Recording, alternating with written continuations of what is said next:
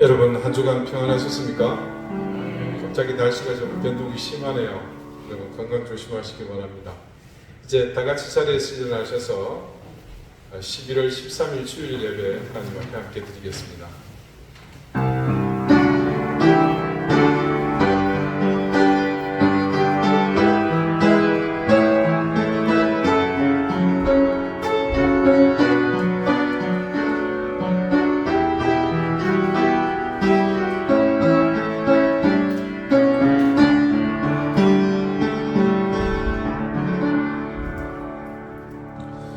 너희 권능 있는 자들아 영광과 능력을 여호와께 돌리고 돌릴지어다.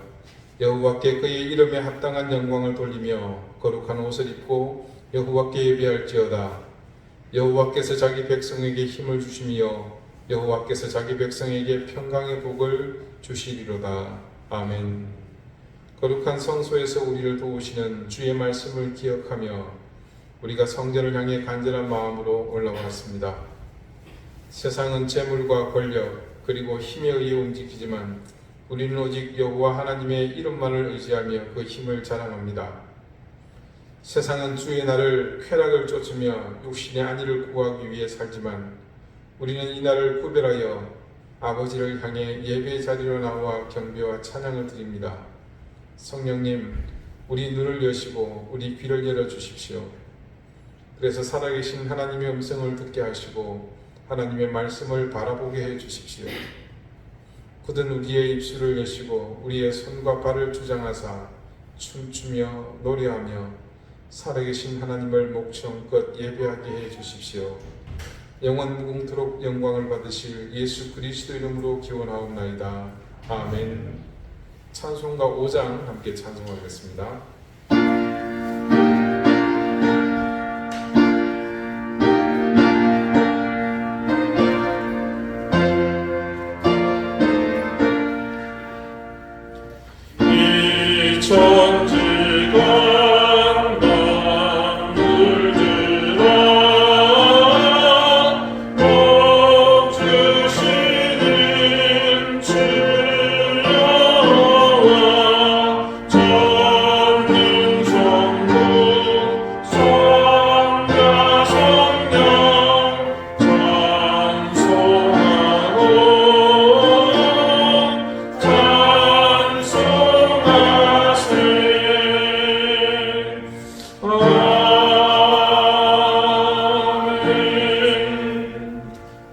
이제 다 함께 참여의 기도를 드리겠습니다. 자비로우신 하나님, 인자와 긍휼이 마름이 없는 하나님께 이 시간 우리의 모든 죄와 허물을 고백합니다. 마음에 하나님 두기를 싫어하며 상실한 마음으로 살았습니다. 주님을 따라 온유하고 겸손하게 살아야 할 인생을 거친 말과 절제되지 못한 은행으로 일관하며 살았습니다. 가정에서도 생업의 현장에서도 우리는 화평하게 하는 사람이 아니라 내 작은 이기적 욕망을 위해 소리 높여 비난하며 불평하기를 서슴지 않았습니다. 입술로 부르짖는 사랑만 공허하게 메아리쳤고 우리의 삶은 그 공허한 메아리조차 덧없는 것으로 만드는 삶이었습니다.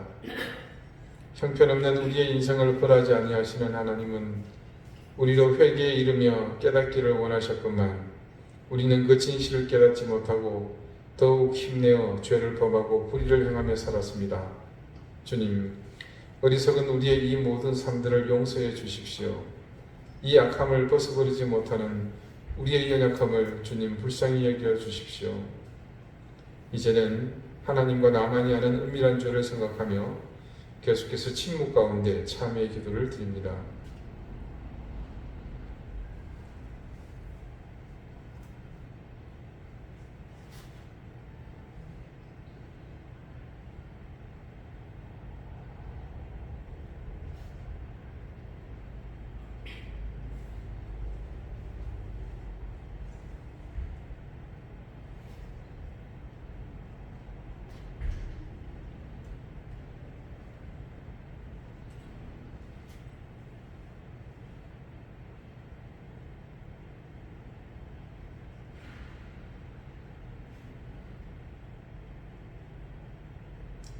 하나님께서는 자신의 부끄러운 죄를 솔직하게 고백하는 사람들에게 말씀하십니다.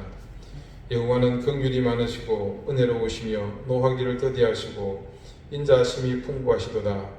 자주 경책하지 아니하시며 노를 영원히 품지 아니하시리로다. 아멘.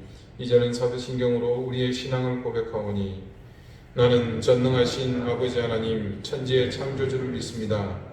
나는 그의 유일하신 아들 우리 주 예수 그리스도를 믿습니다.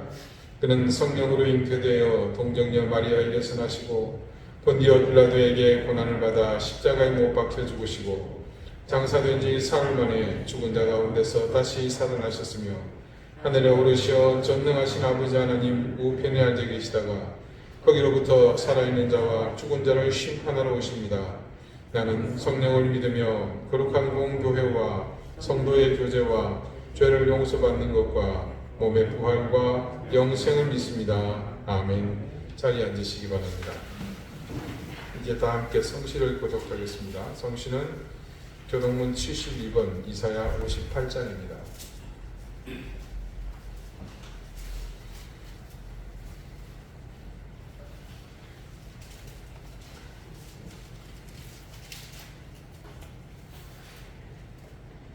내가 기뻐하는 금식은 흉악의 결박을 풀어주며 멍에의 줄을 끌어주며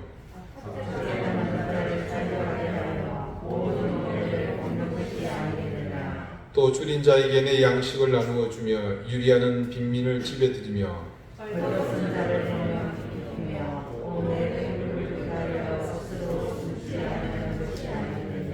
그리하면 네 빛이 새벽같이 비칠 것이며 네 치유가 급속할 것이며 내 공의가 나를 하고 여호와의 영광이 내 길에 오르리니 네가 부를 때에는 나 여호와가 응답하겠고 내가 부르짖을 때에는 내가 여기 있다 하리라. 만일 네가 너희 중에서 멍에와 손가락질과 허망한 말을 제하여 버리고 주인 자에게 내 심정이 통하며 괴로워하는 자의 심정을 만족하게 하며 네 빛이 흑암 중에서 떠올라 네 어둠이 낮과 같이 될 것이며 여호와가 너를 항상 인도하여 메마른 곳에서 내 영혼을 만족하게 하며 내 뼈를 견고하게 하나니 너는 물된 동산 같겠고 물이 끊어지지 아니하는 샘 같을 것이라. 아멘. 기도드리겠습니다. 주님의 사랑은 언제나 우리에게 부족함 없이 넘치는 강물같이 흐르며 영육이 메마른 모든 인생들을 은혜를 적셔주심에 감사와 찬양을 드립니다. 오늘 주님께서 사랑하는 이 자녀들이 이곳에 모여 그 거룩한 이름을 찬양하며 경배합니다.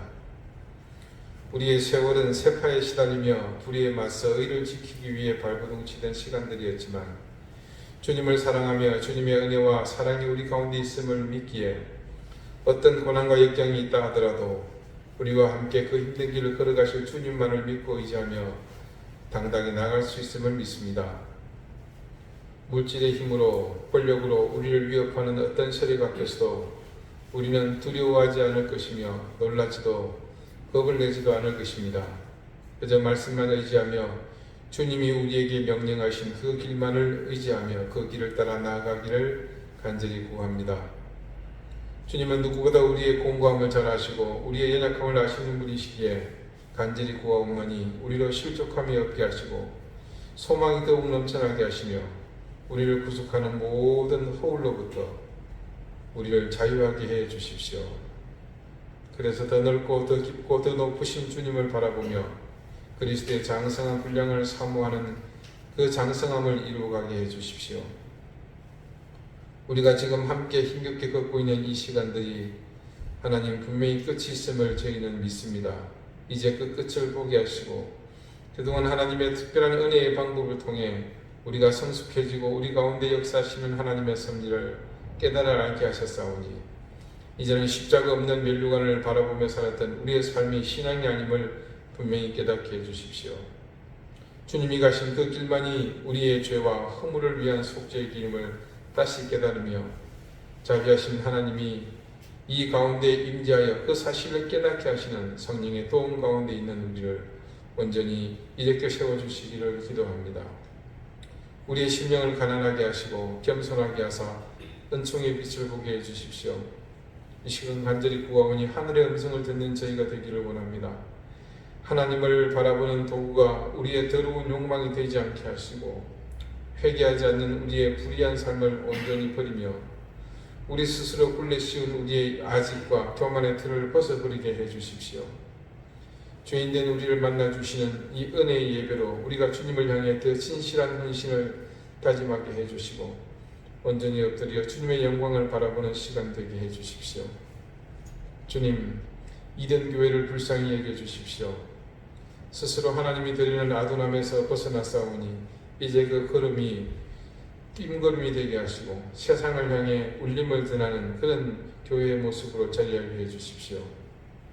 주님, 우리 가운데 병들어 고통받는 교우들이 있습니다. 치유하시는 주님의 권능이 고통받는 지체들의 육신을 만져주시고 치유와 회복의 은총으로 함께해 주십시오. 생업의 현장을 지켜주시고 우리 사랑하는 자녀들에게 복을 내려 주십시오. 전쟁의 화모로 고통을 겪고 있는 우크라이나를 구원해 주십시오. 미얀마와 아프가니스탄 또 이란의 여성들을 불쌍히 여겨 주십시오. 이태원에서 생명을 잃은 가족들의 눈물을 닦아 주십시오. 남의 아픔을 자신의 유익으로 삼는 자들의 악행이 세상에서 철저히 외면받게 하시고 참된 위로만이 살아 생명을 얻게 해주십시오.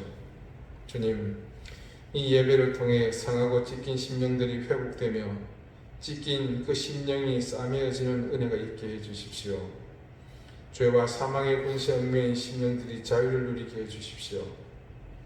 오늘 이 예배 가운데 깊은 절망과 좌절 가운데 있는 인생에게는 소망의 빛을 그 길에 비춰 주십시오.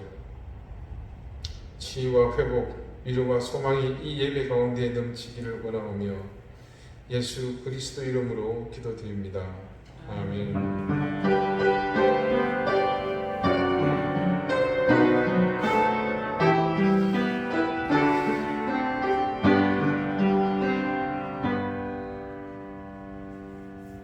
29장 함께 찬송합니다.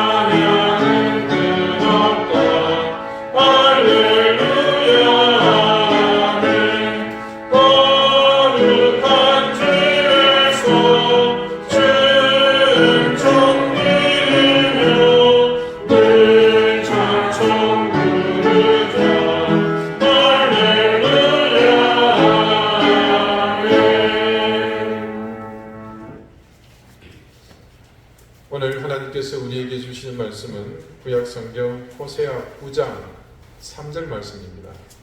구약 1263쪽입니다.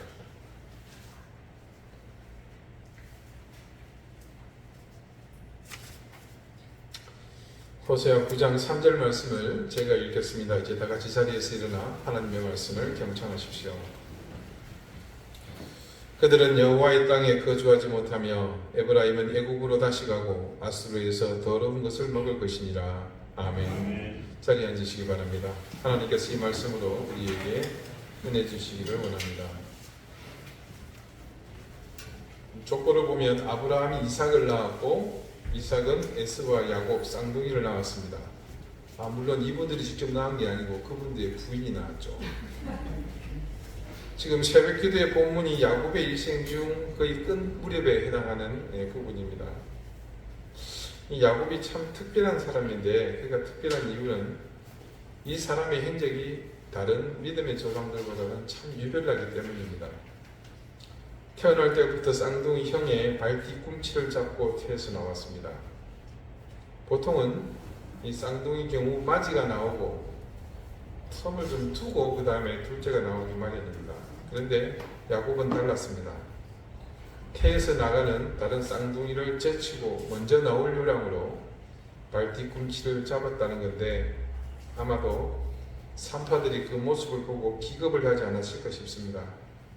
그래서 산파들이 그 사실을 깊이 각인했고 그 사실이 얼마나 충격적이었던지 둘째 아이의 이름을 그 충격적인 장면을 그대로 담은 이름으로 야곱이라 짓게 됩니다.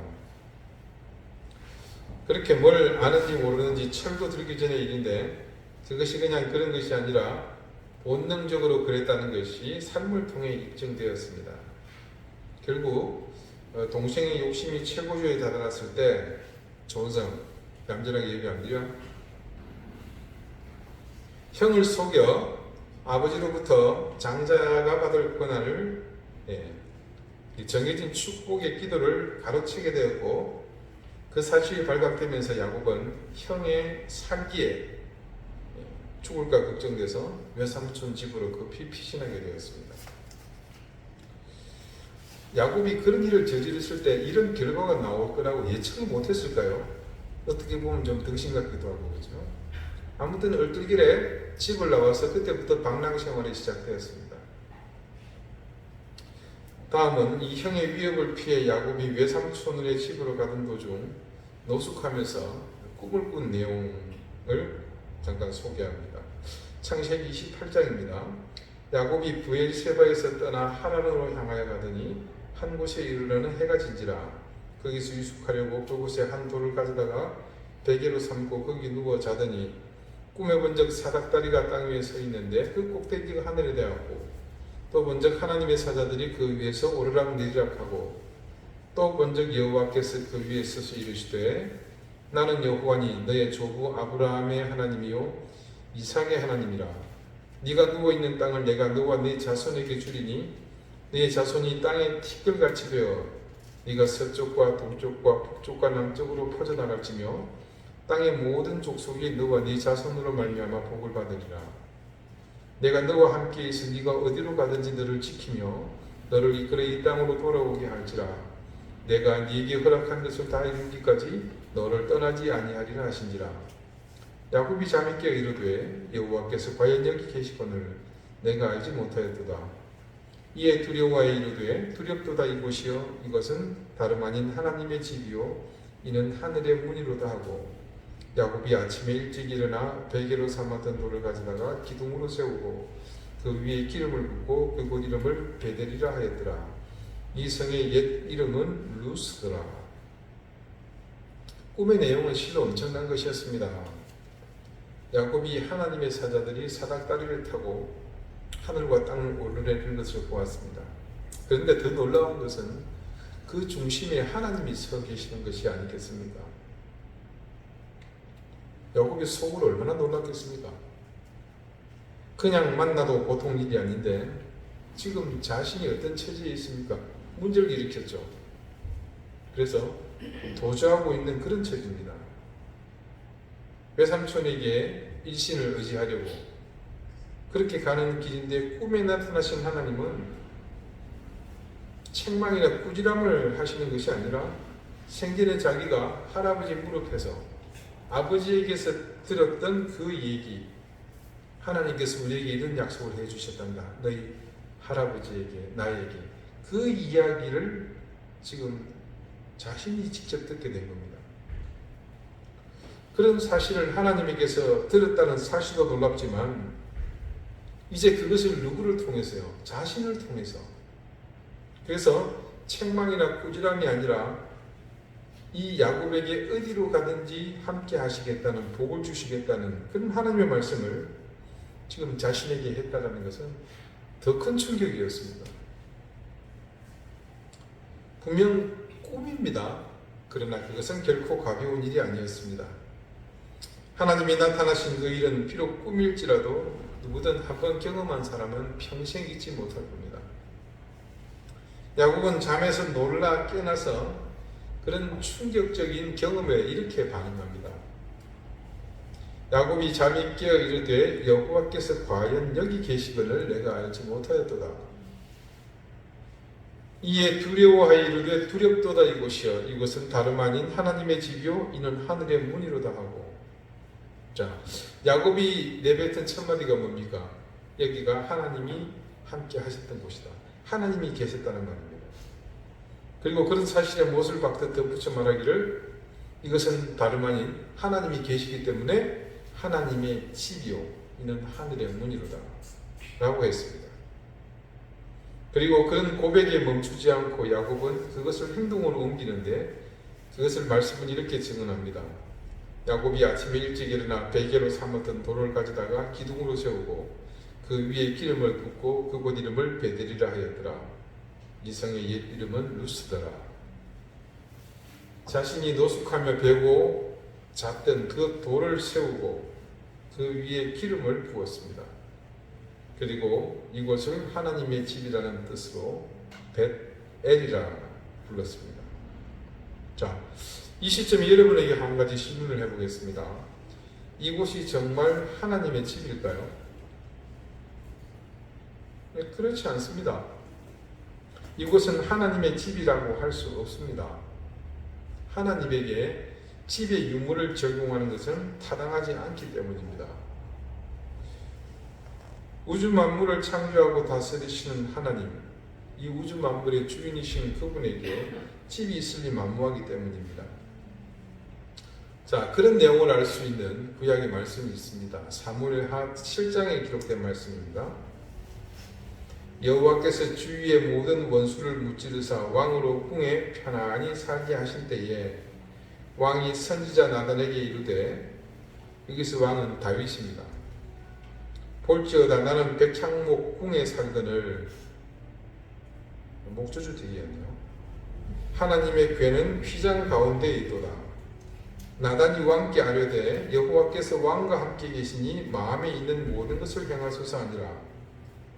그 밤에 여호와의 말씀이 나단에게 임하여 이르시되 가서 내 종 다윗에게 말하기를 여호와께서 이와 같이 말씀하시되 네가 나를 위하여 내가 살 집을 건축하겠느냐? 내가 이스라엘 자손을 애굽에서 인도하여 내던 날부터 오늘까지 집에 살지 아니하고 장막과 성막 안에 다녔나니 이스라엘 자손과 더불어 다니는 모든 곳에서 내가 내 백성 이스라엘을 먹이라고 명령한 이스라엘 어느 지파들 가운데 하나에게 내가 말하기를 너희가 저야 나를 위하여 백향목집을 건축하지 아니하였느냐? 고 말하였느냐? 자, 다윗이 하나님을 생각하며 자신이 이렇게 근사한 목조주택 왕궁에 살고 있지만 하나님의 궤는 휘장 가운데, 즉 집이 아니라 성막의 천조각, 거대한 천조각 뒤에 있는 것에 대한 불편함을 선지자 나단에게 토로했습니다. 그러자 하나님은 그 밤에 나단에게 나타나셔서 다윗의 그런 생각에 대해서 말씀을 주신 겁니다. 하나님께서 하신 말씀의 취지는 간단합니다. 한 번도 나는 이스라엘 자손에게 그할 처소를 요구한 적이 없다. 성막이든 어디든 그냥 진열만 하니까 내 걱정은 하지 말라는 뜻이 아니라 그 자체가 의미 없다는 뜻입니다. 그러므로 섣불리 건물을 짓고 그것을 화려하게 장식하고 꾸민다고 할지라도 그곳을 하나님의 집이라고 부르는 것이 타당하지 않음을 알 수 있습니다. 자, 아까 그 질문, 그곳이 정말 하나님의 집일까요? 예, 이런 의미를 볼 때 집이 될 수가 없죠. 그러나 반대로 그곳은 또한 하나님의 집이기도 합니다. 이때 하나님의 집이라는 것은 우리가 지어서 혹은 분양받거나 돈을 주고 구입하는 그런 부동산의 의미로서의 집이 아닙니다. 건물로서의 집이 아닌 셈이죠. 이때의 집은 지금 야곱이 말하고 있는 그런 의미로서의 집을 뜻합니다.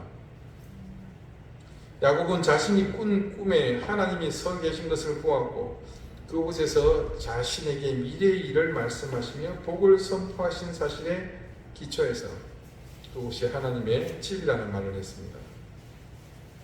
이때 야곱이 말한 하나님의 집, 베델의 의미는 바로 그런 뜻입니다. 이곳이 후일에는 계속해서 베델로 불리게 되었습니다. 그런데 말씀의 끝이 뭐라고 그러죠? 그 땅의 이름은 원래 뭐였다고요? 루스라고 말하고 있습니다. 그 땅의 이름이 이전에 없었던 게 아닙니다. 말씀은 그곳이 루스라는 이름을 가진 땅이었다고 증거하고 있습니다.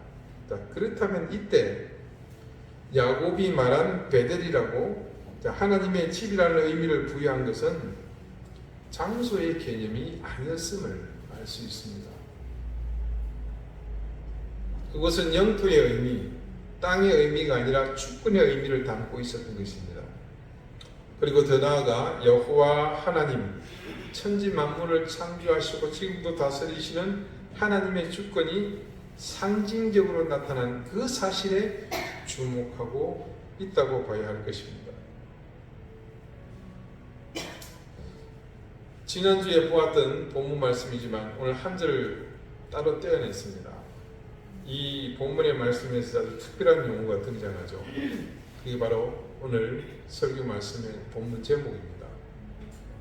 여호와의 땅. 야곱이 그곳이 임재하신 하나님, 그 상황을 두고 베델이라고 이름했듯 여호와 하나님의 통치가 있는 곳을 의미하는 또 다른 이름을 오늘 호시아는 그곳을 여호와의 땅이라고 부르고 있습니다. 이 여호와의 땅이 말하는 개념은 이미 두 주에 걸쳐서 우리가 이스라엘의 향후 운명과 연관된 의미를 간접적으로 알게 되었습니다. 성경에는 여호와의 땅이라는 이 표현이 이곳 호시아를 포함해서 총 4번 등장합니다. 제일 먼저 등장하는 곳이 이사야 14장입니다. 1절과 2절인데요. 여호와께서 야곱을 긍휼히 여기시며 이스라엘을 다시 택하여 그들의 땅에 두시리니 나그네 된 자가 야곱 족속과 연합하여 그들에게 예속될 것이며 민족들이 그들을 데리고 그들의 본토에 돌아오리니 이스라엘 족속이 여호와의 땅에서 그들을 얻어 노비로 삼겠고 전에 자기를 사로잡던 자들을 사로잡고 자기를 압제하던 자들을 주관하리라. 자, 이 이사야의 말씀을 따르면 두 가지 땅이 지금 등장합니다. 처음은 여호와께서 야곱을 긍휼히 여기시며 이스라엘을 다시 택하여 그들의 땅에 두시리니, 두 번째 땅은요, 민족들이 그들을 데리고 그들의 본토에 돌아오니 이스라엘 족속이 여호와의 땅에서라고 할 때 이 땅입니다. 의미를 보아서 짐작하시겠지만 이스라엘은 자신의 땅에서 범죄하여 하나님의 징계로 실제로 그 땅에서, 여기서 땅이라는 것은 그 부동산입니다. 걔네들이 집 짓고 살고 있는 그 땅. 그 나라가 속해 있는 영토로서의 땅을 의미합니다. 그곳에서 모두 포로로 잡혀 바벨론으로 갑니다. 자, 이사야는 유다를 향한 예언이기 때문에 이스라엘, 북이스라엘이 아니라 남유다입니다. 그래서 바벨론으로 끌려가죠. 실제로 문자적으로도 그들은 자신의 터전에서 끌려가게 되니까 그들의 땅에서 쫓겨난 셈입니다. 말씀은 그런 의미로 그들이 쫓겨난 그 땅에, 자신들이 살던 그 땅에 하나님이 그들을 회복하셔서 지금 걔들이 어디 있죠? 바벨론에 잡혀갔잖아요. 이게 바벨론이 망하고 메대가 되고 메대가 망하고 페르시아가 되거든요. 바사가 되거든요. 자, 그 바사에, 이게 원래는 바벨론이었지만 그 이제 바사에서 통치자인 왕의 명령으로 돌아와 그 땅에 다시 그들이 있게 됩니다. 그리고 그 다음 말하는 여호와의 땅은 이제 하나님의 통치로 회복되어 돌아오게 된 그 땅, 조금 전 말씀드린 그 땅이 단지 영토적인 의미만이 아니라 실제로 하나님의 주권이 다시 통치하게 된 곳, 바로 이제 이 땅이 여호와의 땅이 되었다는 것을 말하고 있는 겁니다. 여기서 여호와의 땅이 가진 의미는 분명하죠. 자, 두 번째는 에스겔에서 등장합니다. 에스겔 36장입니다.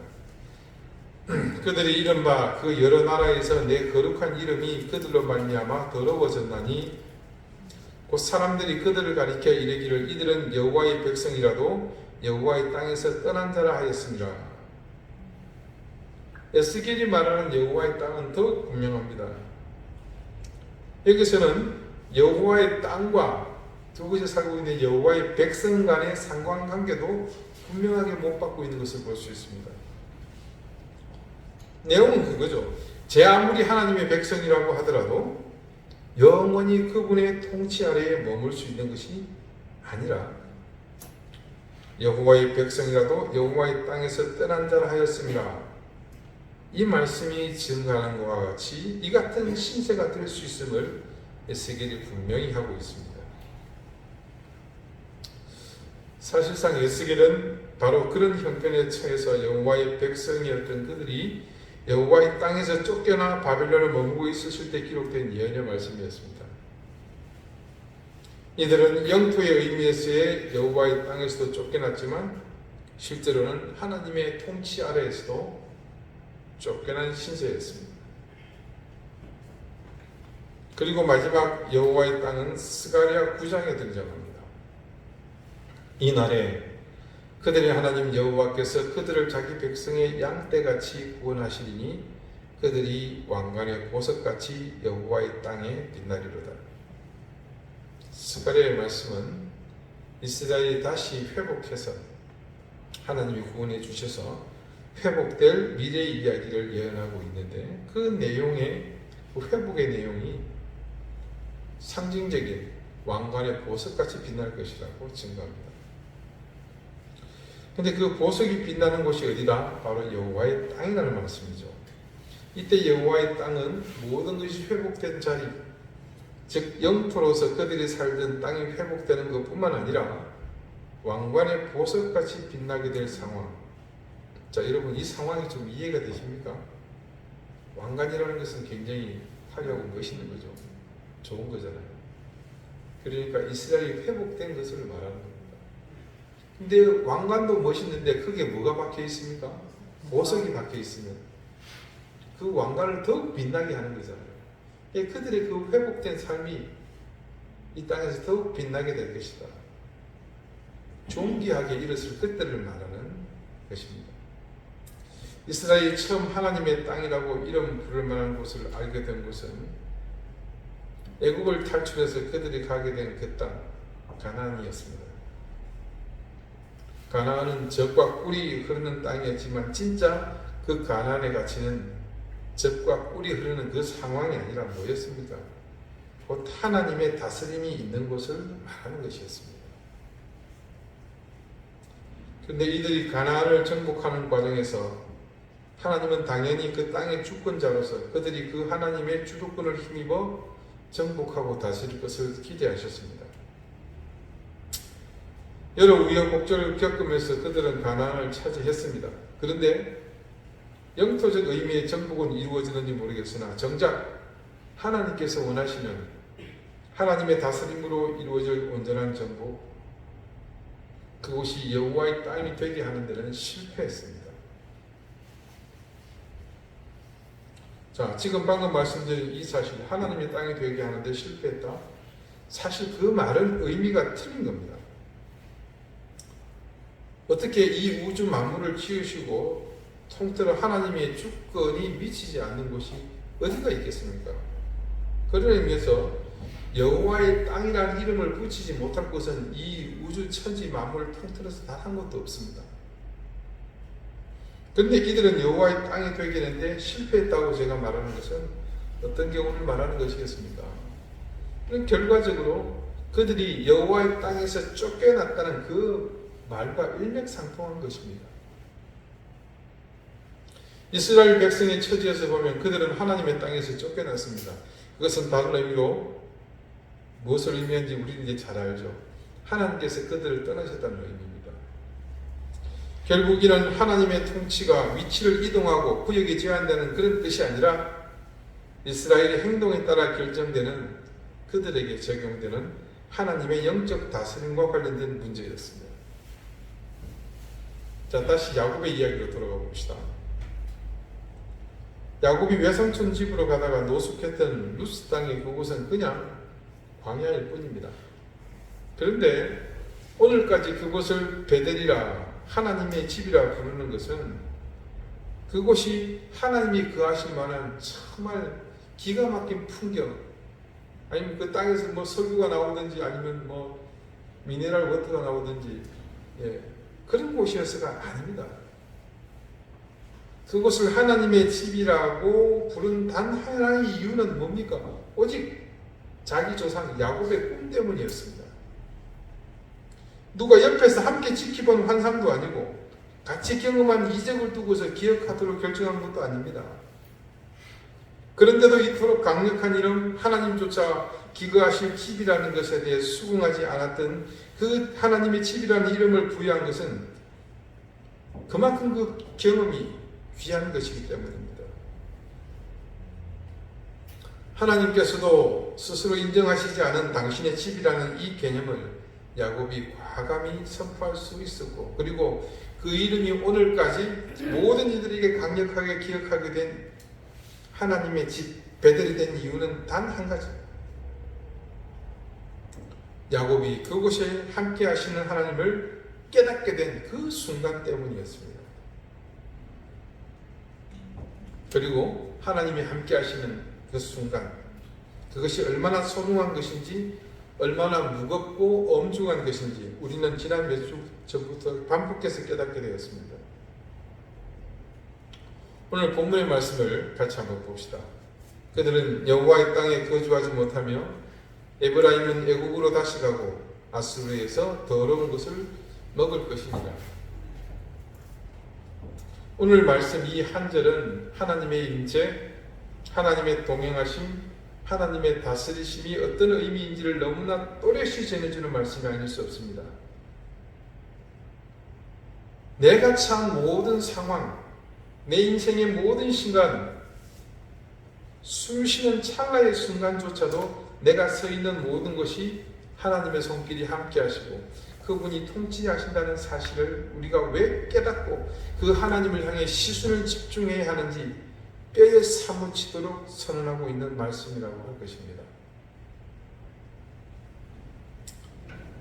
여호와 하나님을 배신한 그들, 자신들이 처한 모든 상황에서 그들 민족의 모든 역사의 순간순간마다 숨쉬는 모든 순간 그들의 모든 걸음에서 외면당하신 하나님은 그들을 마침내 당신의 땅에서 쫓아내셨습니다.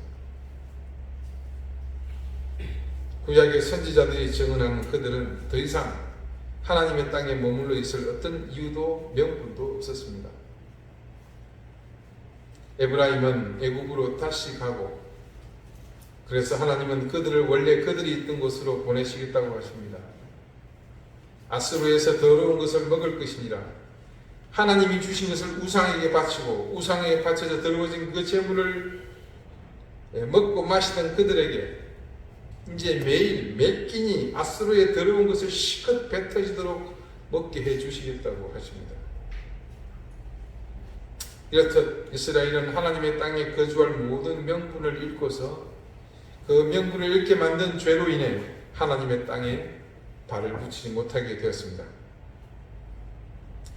그런 면에서 보면 하나님께서 당신의 땅에서 그들을 쫓아내신다는 선포는 이제 당신께서 선택하신 민족을 향해 내릴 수 있는 최종의 심판이라고 하겠습니다. 지난 금요일 2022년 카타르 월드컵 최종 평가전을 겸한 출정식이 조촐하게 있었습니다. 이날 우리나라 국내 거주 국가대표와 일전을 치른 팀은 아이슬란드 국가대표입니다. 우연히 그 정규방송들 종편에서 이제 하는 걸 잠시 볼 수 있었는데, 제가 잠시 보았던 그 부분이 마침 첫 시작할 때였습니다. 국가 간 대항이기 때문에 양국의 국가를 연주하는 순서가 있습니다. 먼저 상대편 아이슬란드의 국가가 나오는데 평상시와 달리 그날은 국가와 함께 화면 이 하단에 그 국가의 가사가 한국말로 함께 자막으로 나왔습니다. 그런데 이 아이슬란드 국가의 가사가 뜻밖에도 놀라운 내용들로 이루어져 있었습니다. 너무나 인상적이어서 가사를 찾아봤습니다. 다음은 아이슬란드 국가의 가사입니다. 오, 이 땅의 하나님, 우리 하나님의 땅이여, 우리는 당신의 거룩하고 거룩하신 이름을 찬양합니다. 하늘의 태양계들로 짜인 주의 왕관은 주의 천군 시대가 만든 것입니다. 천군은 천사와 같은 말입니다. 주께는 하루가 천년 같나니 천년은 그저 하루에 지나지 않나이다. 영혼의 꽃은 떨리는 눈물을 머금고 주를 찬양하며 죽어가나이다. 아이슬란드의 천년이여, 아이슬란드의 천년이여, 영혼의 꽃은 떨리는 눈물을 머금고 주를 찬양하며 죽어가나이다. 이게 1절의 가사입니다. 2절도 있습니다. 하나님, 하나님, 우리는 주께 절하옵고 타오르고 타오르는 영혼을 바치오며 아버지 하나님, 모든 세대의 주님께 지극히 경건한 기도를 올려드리나이다. 천년을 주께 기도하고 감사드림은 주님만이 우리의 피난처가 되심이고 떨리는 눈물로 주께 기도하고 감사드림은 주께서 우리의 운명을 주관하심이니이다. 아이슬란드의 천년이여, 아이슬란드의 천년이여, 우리의 어둡고 추운 아침 우리가 흘린 눈물은 떠오르는 태양과 함께 따뜻해지나이다. 또 한 절이 되겠습니다. 3절까지입니다. 오, 이 땅의 하나님, 우리 하나님의 땅이여, 우리는 흔들리는 지푸라기와 같으니 주께서 우리의 빛과 생명이 되셔서 흙먼지로부터 들어올리지 않으신다면 사라지리이다. 오, 매 아침에 행복이 되사 환난의 시간에 이끌어 주소서. 악몽의 때에는 천국과 같은 피난처, 우리의 보호자 되사 우리가 가는 길의 주인이 되어 주소서. 아이슬란드의 천년이여, 아이슬란드의 천년이여, 우리나라는 마른 눈물과 함께 자라나며 주의 길을 따라 나아가리이다. 이 가사를 천천히 읽는 동안 저는 가슴이 먹먹해짐을 느꼈습니다. 여러분도 아마 지금 그런 경험을 하셨을 거라 저는 조심스럽게 추정해 봅니다. 그들이 부르는 국가에 어쩌면 이토록 간절한 신앙의 고백이 담겨 있는가 하는 생각이었습니다. 아이슬란드는 1944년에 덴마크로부터 독립한 나라입니다. 인구를 해봐야 500만이 채 안 되는데 국토는 우리나라 남한과 크기가 비슷합니다. 이 나라 국민의 종교 구성을 보니까 개신교의 한 분파인 독일의 국교회죠. 루트교가 전체 81%고 레이캬비크 자유교회, 그러니까 자체적으로 생기는 교회 같아요. 레이캬비크는 이 아이슬란드의 수도입니다. 그 레이캬비크 자유교회 교인이 2.1%, 카톨릭의 나머지 2%입니다. 그러니까 거의 국민 절대다수가 기독교인이 셈입니다. 그러다 보니 국가에 이렇게 성경의 말씀이 바탕이 된 가사가 주를 이룰 수 있었던 것으로 보입니다. 방금 읽었던 이 가사는 오늘 우리가 마주하는 멸망에 가는 이스라엘과 너무나 대조를 이루고 있습니다. 아이슬란드 국민들은 하나님의 시간에 찰나와 순간과 같은 천년의 세월을 하나님께 온전히 의뢰하노라고 고백하고 있습니다. 그러면서 철저히 하나님의 손길 앞에 자신의 모든 것을 다 바쳐 하나님만 바라보느라 노래합니다. 1, 2, 3절 매 절의 마지막 가사는 너무나 감동적입니다. 1절은요, 영혼의 꽃은 떨리는 눈물을 머금고 주를 찬양하며 죽어가나이다. 2절은요, 우리의 어둡고 추운 아침 우리가 흘린 눈물은 떠오르는 태양과 함께 따뜻해지나이다. 3절입니다. 우리나라는 마른 눈물과 함께 자라나며 주의 길을 따라 나아가리이다. 여러분, 어떤 민족이 이같이 하나님을 향해서 자신들의 신앙을 고백할 수 있겠습니까? 하나님께서 그들과 동행하심을 믿지 않았다면 결코 이런 고백을 할 수는 없을 것입니다. 매절 반복되는 동일한 가사가 있죠. 아이슬란드의 천년이여, 아이슬란드의 천년이여. 그것은 자신의 먼지 같은 그 보잘것없는 순간조차도 하나님께 온전히 붙들리기를 바라는 그런 열망이었을 것입니다. 우리의 천년이라는 가늠하기 어려운 세월이 하나님께는 찰나의 순간인 하루 같다는 것은 우리가 바라보고 발로 밟는 거대한 땅조차도 하나님께는 한 점 먼지 같다는 말과 같은 뜻 아니겠습니까? 사랑하는 우리 이등교회의 교우 여러분, 지금 여러분이 밟고 있는 땅은 누구의 땅입니까? 여러분이 향유하고 있는 이 모든 순간은 또 누구의 시간입니까? 여호와 하나님께 겨우 하루에도 미치지 못할 찰나와 같은 우리의 전 인생에서 여러분은 무엇을 얻기 위해 발버둥을 치십니까? 우주 만물을 창조하신 하나님께는 먼지보다 작은 그 숨이 가쁘도록 이리저리 정신없이 뛰어다니면서 밟고 또 밟는 여러분의 모든 그 지경에서 무엇을 얻으려 하십니까? 저는 여러분의 모든 순간, 여러분의 모든 상황, 그리고 여러분의 모든 호흡과 걸음이 모두 하나님의 것이 되기를 바랍니다. 그 모든 것이 하나님의 것이 되는 길은 오직 하나, 우리의 모든 수고와 애씀이 하나님을 바라보며 그분을 향해 시선이 고정된 채로 나가는 그때뿐입니다. 그래서 적어도 우리 이등교회의 교우들께서는 찰나에 불과한 우리의 인생, 그 모든 인생을 통해 그리고 먼지 같은 우리의 모든 지경에서 여호와 하나님 한 분만을 바라보는 그런 지혜를 얻을 수 있기 바랍니다. 그 지혜로 이제껏 살던 그 삶의 방법은 모두 버리고 한 분도 빠짐없이 모두 여호와의 땅에 영원토록 영주권을 얻어 거주하는 참 하나님의 백성이 되시기를 간절히 바랍니다. 오직 여호와 하나님만이 여러분의 온전한 주인이 되시기를 바랍니다. 여러분의 일생이 그래서 단 한순간도 하나님의 땅을 벗어나지 않는 온전한 하나님의 다스림 안에 거하는 그런 귀한 인생이 되시기를 바랍니다. 기도드리시겠습니다. 여호와 하나님이 약속하신 가나안을 차지한 이스라엘이 결국은 그 땅에서 쫓겨나는 신세가 되었습니다. 이 세상에 어떤 것도 하나님의 손길에 붙들리지 않는다면 반드시 하나님의 땅에서 퇴출당함을 깨닫게 해주셔서 감사드립니다. 그 옛날 선민 이스라엘이 그랬던 것처럼 이 시대 하나님의 자녀를 자처하는 우리가 그 전철을 밟지 않게 해주십시오. 우리의 모든 호흡과 찰나의 한순간까지도 모두 하나님께 붙들린 인생이 되게 해주십시오. 그래서 우리가 밟고 서는 모든 곳이 여호와의 땅이 되게 하셔서 우리 인생은 오로지 하나님의 길에만 서는 인생 되게 해주십시오. 예수 그리스도 이름으로 기도드립니다. 아멘. 292장 함께 찬송하겠습니다. 그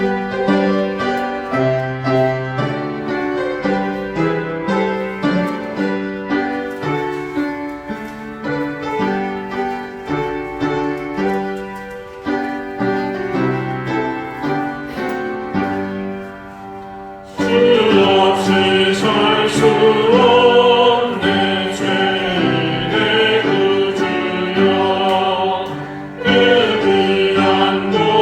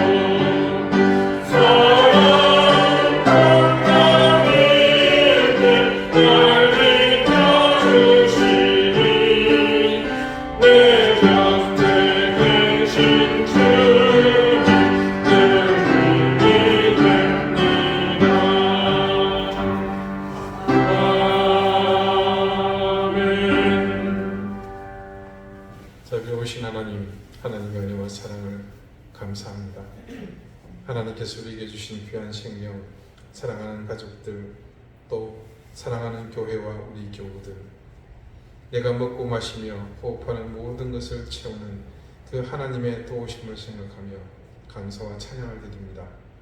하나님 앞에 하나님이 주신 것 중 일부를 구별하여 드립니다. 그곳에 그 감사한 마음과 또 우리의 모든 생을 담아 함께 드리오니 하나님 기쁘게 받아주십시오. 간절히 구합니다. 질고로 고통을 당하는 교우들을 주님께서 회복해 주시고 은혜를 더해 주십시오. 특별히 시어머니를 떠나보낸 우리 전원숙 집사님 가정, 민주 아빠와 민주 또 가족들을 위로해 주시고 하나님 죽음을 통한 이별 앞에 하나님의 구원의 역사가 반드시 필요하다는 것을 깨닫게 해주시고 그 가정이 이번 일을 통해 구원의 길에 함께 참여하는 귀한 은혜를 입혀해 주시기를 간절히 구합니다. 하나님 교회를 위해 수고하며 애쓰는 손길들을 기억하시고 우리의 모든 것이 하나님의 은혜 가운데 있음을 늘 기억하며 그 은혜와 사랑을 잊지 않는 귀한 자녀들 되게 해주십시오. 감사드리며 예수 그리스도 이름으로 봉헌 기도드립니다. 아멘. 예, 교회 소식 알려드리겠습니다. 다음 주일은 예고된 대로 추수감사주일로 지키겠습니다. 한 해 동안 베풀어 주신 하나님의 은혜를 기억하며 감사의 예물을 또 함께 드릴 수 있기를 바랍니다. 조금 전에 기도 중에도 말씀드렸지만 전은숙 집사님 시모님이 호스피스 병동, 그러니까 이제 죽음을 기다리면서 마지막을 정리하는 그 병원이죠. 그곳에서 별시아 수술 장례를 마쳤다고 합니다. 다음 주일에 만나면 여러분 좀 많이 위로해 주시기를 바랍니다. 그리고 특별히 이태원 사고 현장에서 가족을 잃은 이웃들을 위해서 잊지 말고 꼭 기도해 주시기를 부탁을 드리겠습니다. 그들을 위로하는 것 외에 다른 것들은 다 부질없다고 봅니다. 우리 은성이가 오래간만에 왔어요. 아주 야인 모습으로. 얼마나 공부가 힘들면. 예, 은성이 원래 여기 있다가 싱가포르 갔다가, 싱가포르이 아니고 말레이시아 갔다가 다시 귀국하셔서 천안 북일고등학교에 지금 다니고 있습니다. 그래서 우리 조영진 집사님은 제주에 일을 하고 지금 주말마다 가는 겁니다. 그래서 계속 못 나왔던 거고 수학여행 왔다가 비행기를 놓쳐가지고 지금 여기서 함께 있게 되었습니다.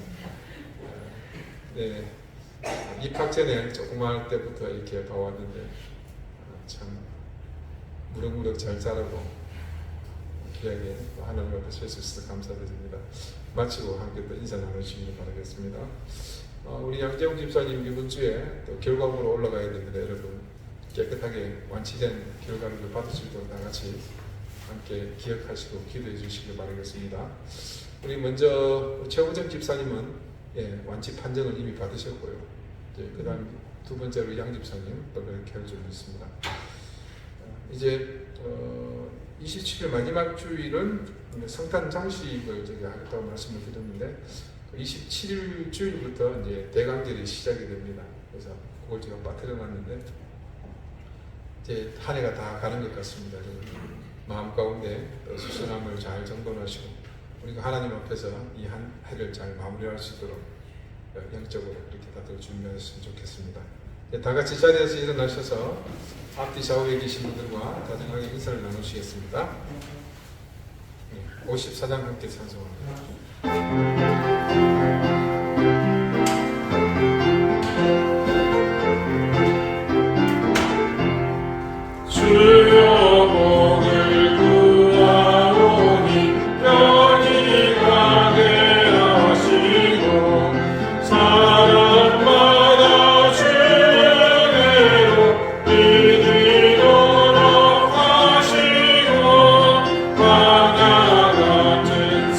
세상에서